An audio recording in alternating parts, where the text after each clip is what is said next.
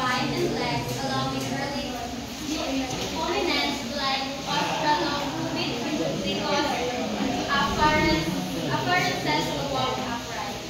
So, bipedalism or walking upright. So, one of the biggest changes in human evolution was learning to walk upright. So, yung mga early ancestors like Australopithecus apparensis or Lucy, sila yung may mga short, wider pelvis and spine na nag-help sa kanila na mag-tayo ng straight. So, unlike sa mga chimpanzees like this, is yung mga skeletons nila is built ito para po yung unlike sa chimpanzees, yung purpose ng kanilang bones is makaka-develop ng climbing sa mga puno kasi dati mas hindi sila marunong maglakad ng dalawang paa lang.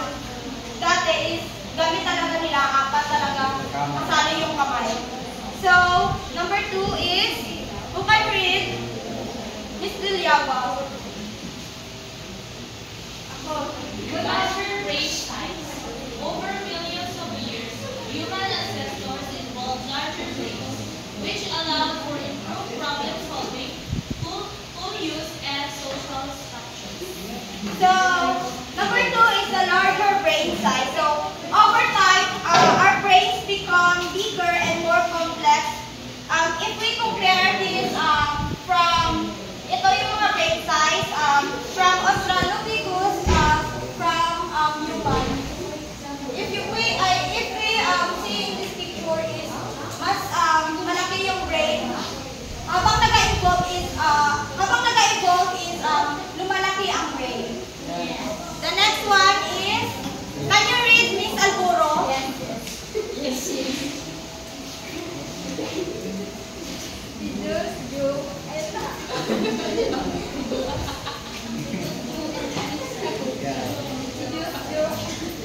John.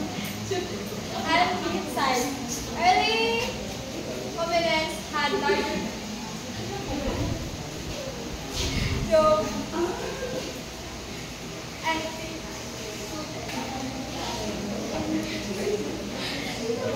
suited for chewing tough plant material. Over time, as diet changed and cooking became common, due size reduced and it became smaller. So, reduced jaw and teeth size. So, if we see in this picture is parang lumiliit yung jaw nila and also the teeth kasi habang nag-evolve kasi yung mga chimpanzees or mga apes is natututo na silang magluto kaya na-reduce yung jaw nila and yung ngipin nila kasi nakakain na sila ng mas malambot na pagkain kasi marunong na silang magluto. Unlike dati na kinakain nila na hilaw or yung mga damo lang. The next one is, can you read Miss Morales? Shorter arms and longer legs.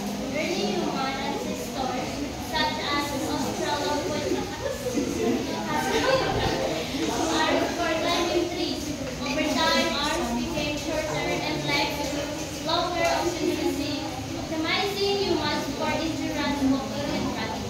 So the number 4 is the shorter arms and longer legs. So early humans had longer arms because they still spend time climbing trees. So over time is our arms became shorter and our legs become longer. So it makes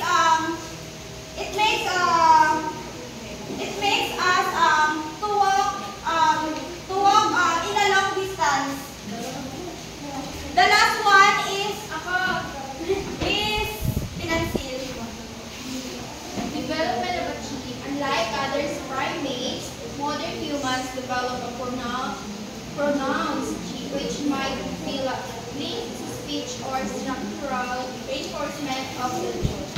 So the last one is the development of a chin. So unlike other primates, modern humans have a pronounced chin. Neanderthals are close relatives